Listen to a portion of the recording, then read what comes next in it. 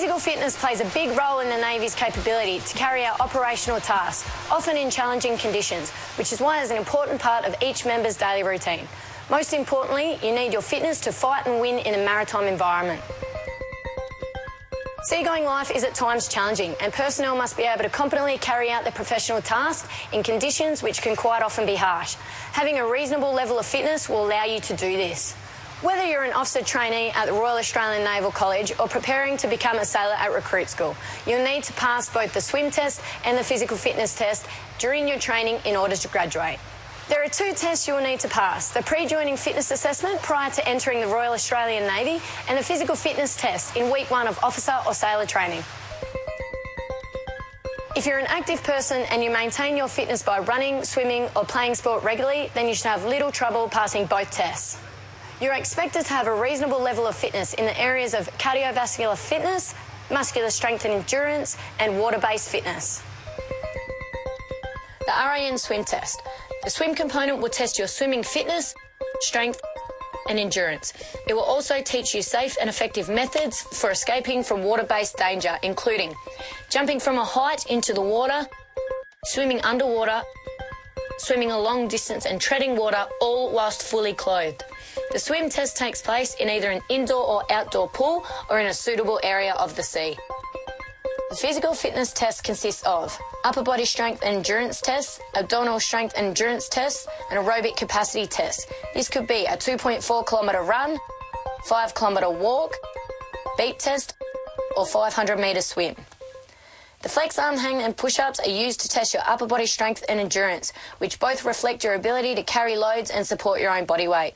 You would need this kind of strength for situations like holding onto a ladder or carrying firefighting equipment. The sit-ups are designed to test your abdominal muscle strength and endurance, which affects your ability to lift and carry loads, flexibility and general muscle fitness. Adequate abdominal fitness also reduces the risk of back injury. Dressed in disruptive pattern Navy uniform, you'll need to complete the following elements. From a suitable spot and a minimum height of 2 metres, enter the water feet first to simulate an abandoned ship situation.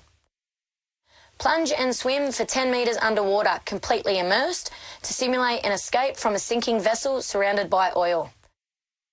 Swim 50 metres on the water's surface to escape from a simulated danger situation, utilising a survival stroke.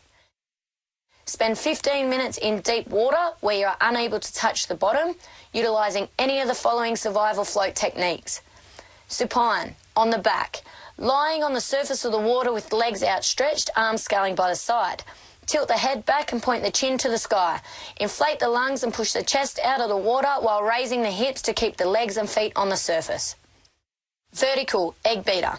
Whilst upright in the water, kicking each leg simultaneously, one after the other, in a half breaststroke fashion, at the same time sculling the arms back and forth at waist height. To pass the test, you'll need to maintain correct technique for each individual exercise and complete the aerobic section within a specified amount of time. The requirements are slightly different for males and females and are also dependent on your age group. Male requirement. For under 35-year-olds, you'll be required to do 25 push-ups, 25 sit-ups and achieve either 7.4 in the beat test or 12 minutes 30 in a 500 metre swim or 13 minutes in a 2.4 kilometre run or 42 minutes in a 5 kilometre walk. Ultimately, your VO2 max will need to be 37%.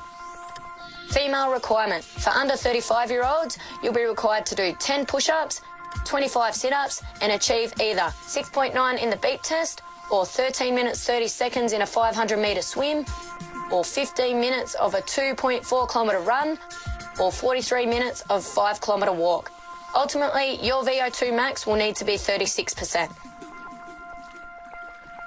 The pre-joining fitness assessment is to be completed no earlier than 4 weeks prior to enlistment or appointment to the Navy. If you have not passed the pre-joining fitness assessment by the 3-week mark, you will be given one further attempt prior to the 2-week mark. If you fail the pre-joining fitness assessment, you will be unable to join. Now that you know what the test will consist of, you will need to prepare for it. We have a detailed program designed to help you improve your level of fitness in only 4 weeks. To help you prepare for both tests, go to defencejobs.gov.au to find out more. To guard against injury and to get the most out of your fitness routine, it's important that you maintain the correct technique for each individual exercise. You'll also need this to pass a Navy fitness test during week 3 of your basic training. Firstly, every exercise session should be preceded by a period of 5 to 10 minutes of warm-up and stretching, where the body is gradually prepared for the effort to come. The warm-up should be gentle and rhythmic, and preferably use the muscles to be involved in the major activity.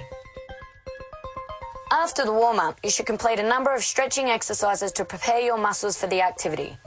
Stretching exercises should be held for 2 to 3 seconds with no bouncing or pain. It is strongly advised to see a qualified fitness instructor for a stretching program. As with the warm-up, a cool-down period is a vital component of an exercise program. This involves a gradual decrease in the intensity of exercise until the body's physiological functions return to the resting state. Stretching should also be done during this cool-down phase and are held for 10 to 15 seconds.